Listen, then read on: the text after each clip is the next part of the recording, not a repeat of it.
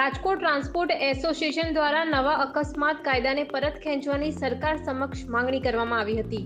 રાજકોટ સહિત સૌરાષ્ટ્રમાં ટ્રક ચાલકો નવા કાયદાને લઈને અસમંજસમાં છે, ત્યારે નવા કાયદાને લઈને ટ્રક ચાલકોને આગામી 5 તારીખે કાયદાની સમજૂતી આપવા મીટિંગ યોજાનાર છે।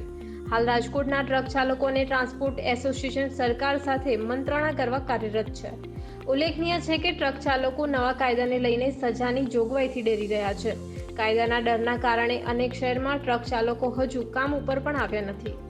નવો જે ભારત ન્યાય સંહિતા કાયદો 2023 આવેલો છે, એમાં હિટ એન્ડ રન કેસ જ્યાં ફેટલ એક્સિડન્ટ થાય ત્યાં દંડની આર્થિક દંડની અને સજાની જોગવાઈ એ ખૂબ જ વધારે છે, 10 વર્ષ જેટલી।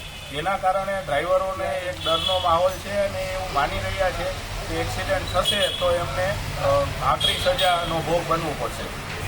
સરકાર સાથે અમારી વાતચીત અમારા એસોસિએશન લેવલે એમને પત્ર મારફતે જાણ કરી દીધી છે કે આની અંદર વિચારણા થવી જોઈએ અને ડ્રાઈવરોને શિક્ષિત કરવા માટે કાયદાની શું જોગવાઈઓ છે એના માટે 5 તારીખે વાલિયાસણ ખાતે અમે એક ડ્રાઈવર એજ્યુકેશન સેમિનારનું આયોજન કરીશું, જેમાં આરટીઓ, પોલીસ અધિકારી, કાયદાના નિષ્ણાંત અને અમે સાથે મળી અને ડ્રાઈવરોને આ કાયદાની સમજણ આપીશું। જો ડ્રાઈવરોને સરકાર પાસેથી સંતોષકારક જવાબ ન મળે અને એ લોકો કામ પર ન આવે તો આપોઆપ હડતાલની સ્થિતિ સર્જાઈ જાય।